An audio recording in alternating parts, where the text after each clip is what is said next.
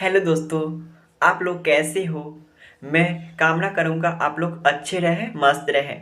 मेरा नाम सतीश सोनी।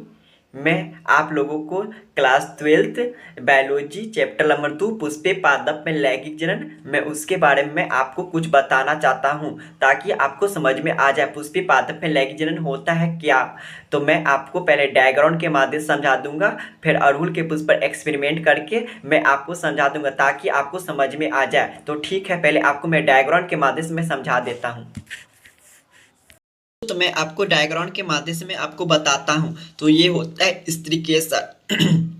ये वाला भाग को स्त्री केसर बोलते हैं, इसको दलपुंज बोलते हैं, इसको पुंकेसर बोलते हैं और इसको बाएं बोलते हैं, इसको पुष्पवृत्ति बोलते हैं। यही होता है अड़हुल की पुष्प की संरचना। दोस्तों, यही में भी आता है दोहरा निषेचन। तो इसमें होता है परागकण होता है, इसको बोलते हैं परागनली, इसको बोलते हैं अंडाशय और इसको बोलते हैं जनन कोशिका।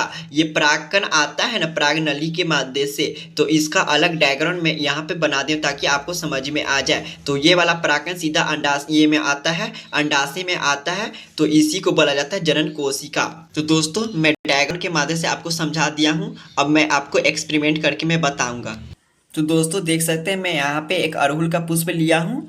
मैं यही इसी का एक्सपेरिमेंट करके मैं आपको बताऊंगा अभी।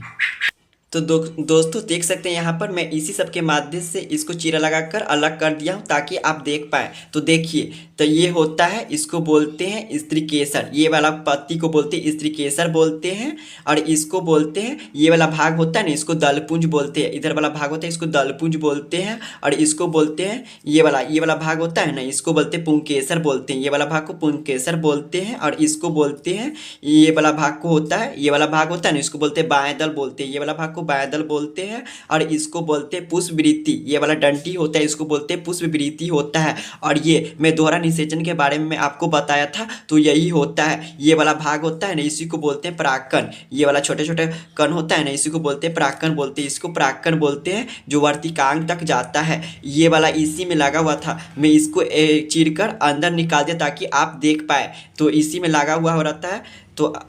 तो दोस्तों देख सकते हैं यहीं पे जनन कोशिका होता है। ये परागकण परागनलिका द्वारा जनन कोशिका में आता है और अंडाशय में जाता है, तो इसी को बोला जाता है जनन कोशिका।